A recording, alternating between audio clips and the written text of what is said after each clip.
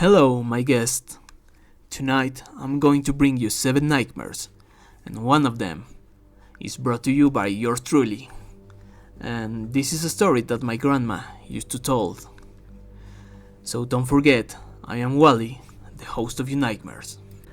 My name is Juan. Many years ago, when I was a child, I lived in a small village, a place that didn't even have electricity at the time. Often I would stay at my great-grandmother's house. At night, next to her home, there was something like a small forest of prickly pear cacti, or nopales, as we call it here. It was impossible to see much in the darkness. Night in that village was absolute black. One evening, as the sun was setting, I was playing near the cacti. From the other side, I saw something moving. At first, I thought it was a sheet being blown by the wind, but as I got closer, it looked more like a dress. My mind immediately assumed it was my great-grandmother. I called out to her, but there was no answer. When I finally passed the cacti, and I saw clearly, I froze. Floating before me was a woman in a long dress, but her head wasn't human. It was the head of a horse. Her mouth opened in a way that was unnatural. Even for a horse, I stood there paralyzed.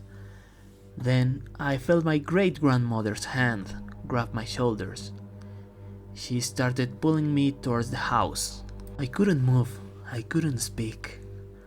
All I could do was watch the apparition, and it kept opening his mouth wider and wider.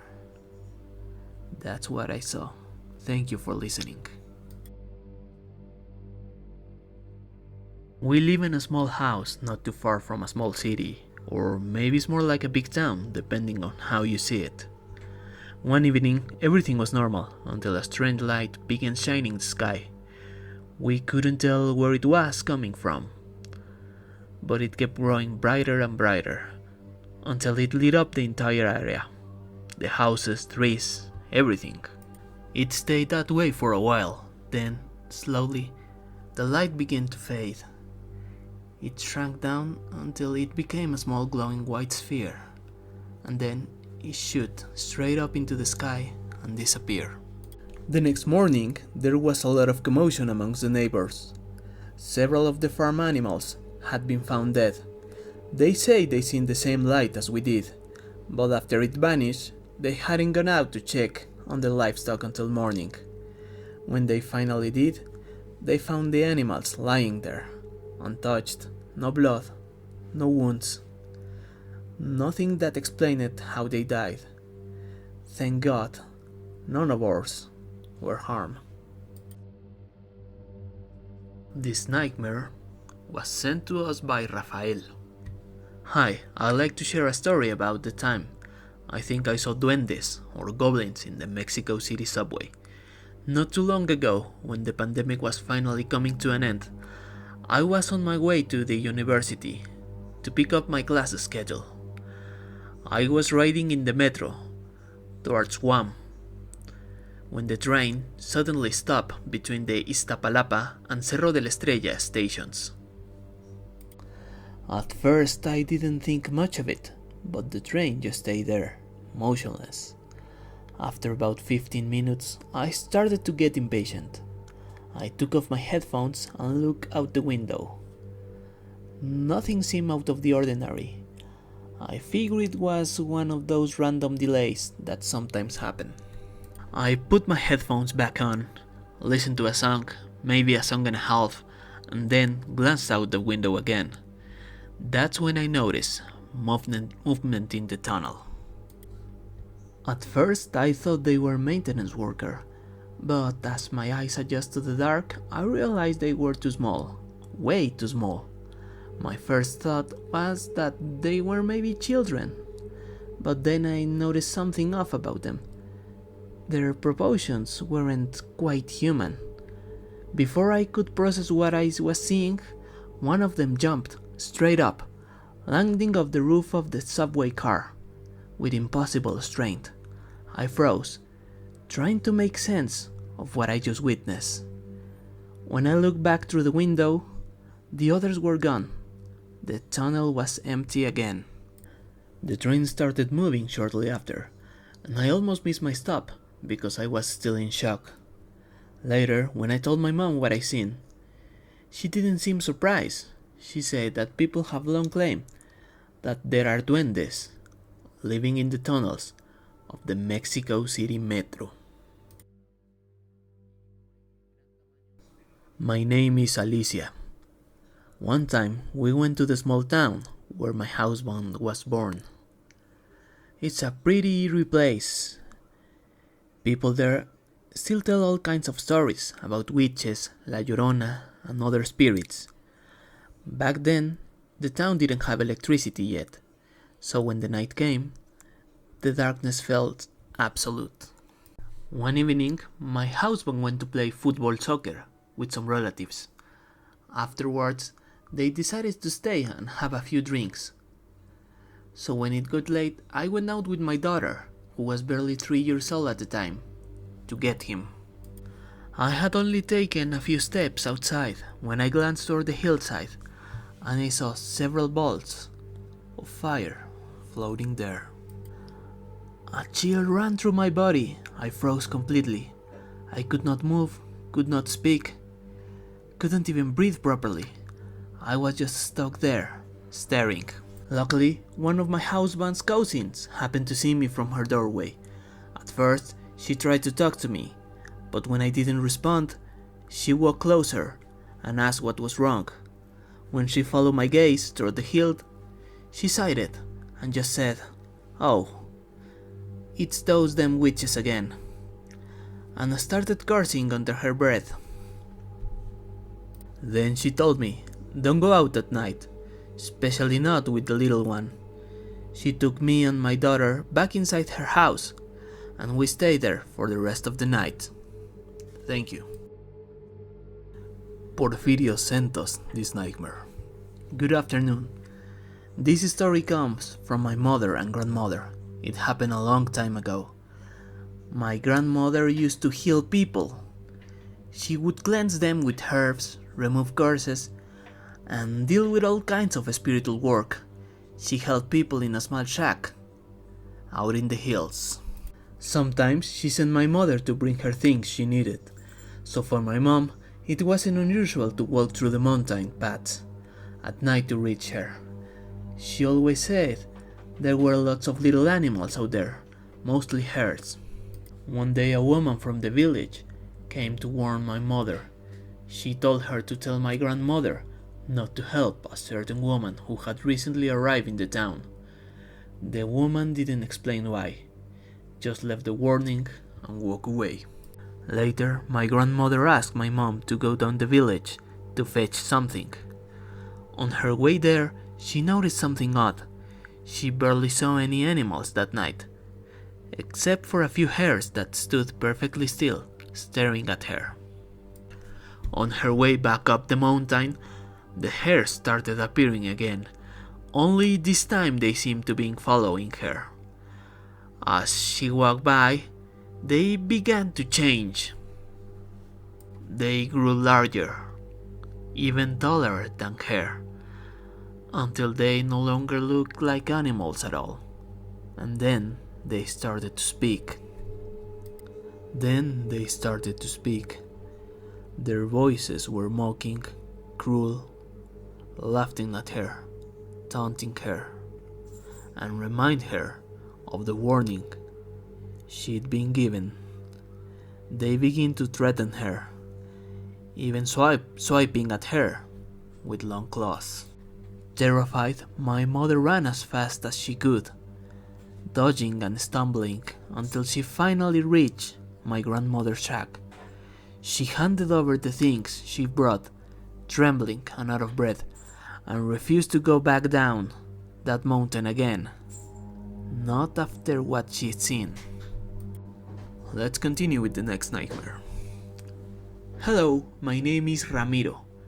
I'd like to tell you about the time I saw what people around here call a river devil. When I was young, I worked as a fisherman on the Usumacinta River. We often passed by swamps and still waters late in the day. One evening, as my friend and I were heading back, it started to getting dark fast. Then, everything just stopped. The water was still. No ripples, no insects, no sound, not even the wind. It was the kind of silence that makes your skin crawl. But I didn't say anything. We were about to put our oars back in the water when we heard this strange noise.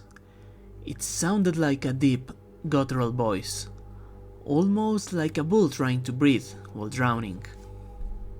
My friend thought maybe an animal was trapped in the swamp, so we got closer to take a look. We shined our lamps around, but there was nothing at first. Then, near the edge of the swamp, two bright eyes reflected back at us, and what we saw wasn't human. It looked like a man, but covered in scales, like a crocodile. The thing was holding a deer in its arms, as if it weighed nothing, and was eating its insides. It was huge, bigger than any man I ever seen, easily taller than 6 feet. My friend whispered, "That's not a crocodile," and made the sign of a cross. At first, I thought it was some kind of mutant animal, but when the light hit it properly, I could see the shape of its arms, legs, human but thick and muscular. Then, it looked at us. Its face, God, I'll never forget it. It looked like one of those dinosaurs from movies, like a raptor, but twisted, deformed, and wrong. We kept flashing it on it, but it didn't care. It didn't even move towards us, just kept eating. We were frozen in place, too terrified to move. After it finished, it simply dropped what was left of the deer, turned toward the river, and began walking into the water. That's when I finally snapped out of it. I smacked my friend on the head to wake him up, and we started rowing like hell, praying all the way back. We didn't look back until we were halfway down the river. When we did, we saw it. Just its back disappearing under the surface, heading toward the deeper part of the river. When we finally docked the boat, we didn't tell the other fishermen. We just went home in silence. A few days later, we told the story during the lunch at my friend's house. His father-in-law listened quietly and then say, "What you saw was a river devil." They used to talk about those things long ago, but I hadn't heard anyone seeing one in decades. This story was really creepy, don't you think? It was here in Mexico in one of the biggest rivers, and I think it combined two things, our local folklore with some things about conspiracy. That river devil completely sounded like a reptilian. But what do you think it was? Let me know in the comments. Okay, this story is brought to you by yours truly, Wally, the host of your nightmares. This is a short story I once heard from my grandmother. It goes back to when she was a little girl during the time of the Mexican Revolution. Her father worked as a laborer for a wealthy landowner, or hacendado as they used to call it here, who was said to have grown rich after making a pact with the devil himself. They lived in a small plot of land at the edge of the hacienda. The property was enormous, much larger than any other around, and it had several wells connected by long underground tunnels, built to make drawing water easier. My grandmother's father had one very strict rule. She was never to look out the window at night, and under no circumstances she was allowed to wander near the hacienda or speak to the landowner. One night, curiosity got the best of her.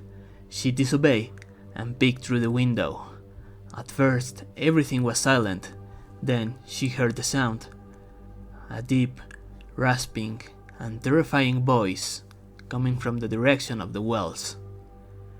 It didn't sound like an animal. It sounded like a voice. The voice spoke in a low, growling tone, as if echoing from the deep underground. She couldn't make out the words, but she could feel the malice in them. Her father caught her looking and punished her harshly for disobeying. She never dared to look again. Years later, she learned what many people in the village already whisper, that on certain nights, the hacendado or landowner would climb down into the tunnels to speak and do business with the devil. Those were very interesting stories, very cool. Thank you everyone for listening. Thank you to the guests for bringing those stories to the page. And don't forget, this is Wally, the host of your nightmares. Don't stay in the nightmare. Please, wake up now.